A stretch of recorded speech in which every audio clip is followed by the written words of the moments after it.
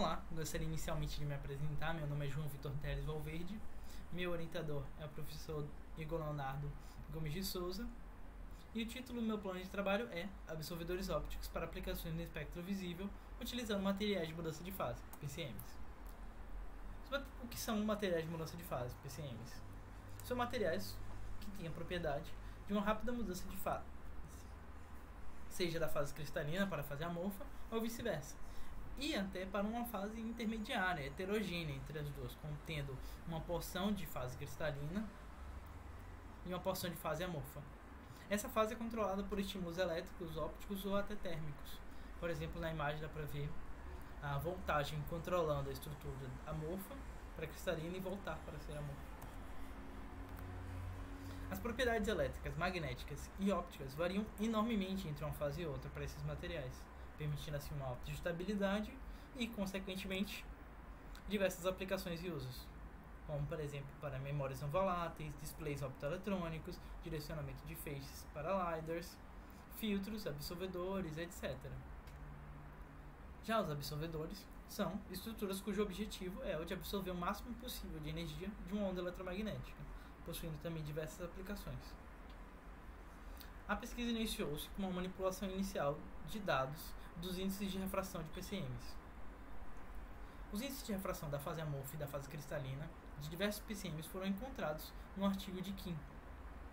E, com a ajuda da aproximação de meio efetiva de Lorentz, essa equação, foi possível obter os índices de refração intermediários em função da fração de cristalização, o quão cristalino o PCM estava, denotado por M na expressão.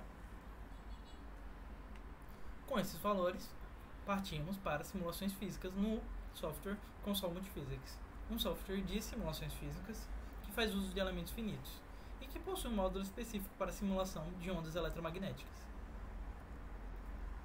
A simulação no console possui dois objetivos principais.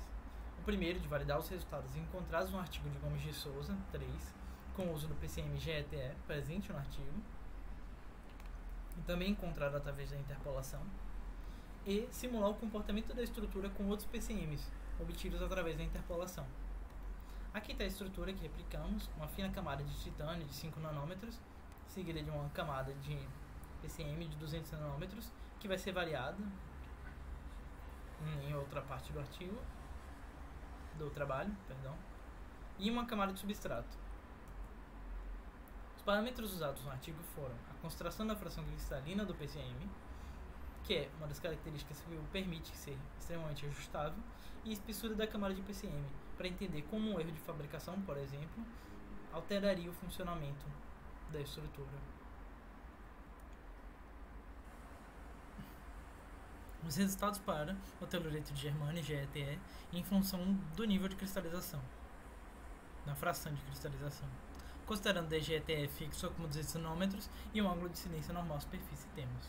Aqui eu encontrado no artigo e que o foi reproduzido na pesquisa, para ver a imensa similaridade, embora não tenha legenda aqui. As curvas são do amorfo até o cristalino, com um leve offset devido a questões internas do console. Os resultados para o GETE em função da largura do DPCM, considerando o M fixo como 50%, praticamente iguais, com o mesmo offset, mas mesmo assim bem visível a semelhança, o comportamento das curvas é o mesmo. E depois da validação desses dados, foi feita a mesma simulação, mas agora com os outros PCMs. Primeiro em função do nível de cristalização, e é possível visualizar que para a fase amorfa e para a cristalização de 20 até 40%, chegamos muito perto de 100% de absorção, um valor extremamente promissor. Depois fez-se o mesmo do DPC, agora variando a largura do PCM, para observar como um defeito de fabricação alteraria o comportamento, e também extremamente promissor, pouquíssimo, uma variação bem pequena. Aqui estão as referências e eu gostaria de agradecer primeiro ao meu orientador por me permitir ter essa iniciação científica e ao professor Vitor por ter nos ajudado bastante ao longo dessa jornada. Muito obrigado.